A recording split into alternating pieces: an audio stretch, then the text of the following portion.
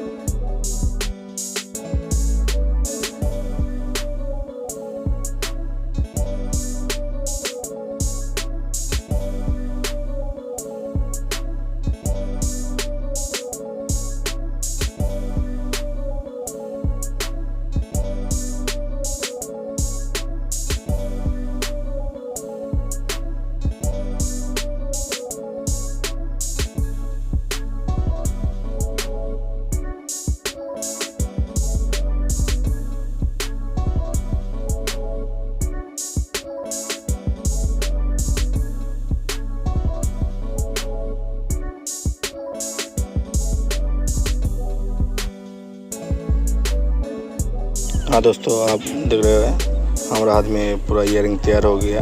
हम अभी इसमें प्लास्टर डाल के सोल्डिंग करने वाला हूँ। तो वीडियो अगर अच्छी लगी तो, डिज़ाइन अच्छी लगे तो प्लीज़ लाइक कर दीजिए और दोस्तों के साथ शेयर करते रहिए। इस तरह हम कंटेंट लेकर आता हूँ। और चैनल में फर्स्ट टाइम आए तो चैनल को सब्सक्राइब करके रखिए।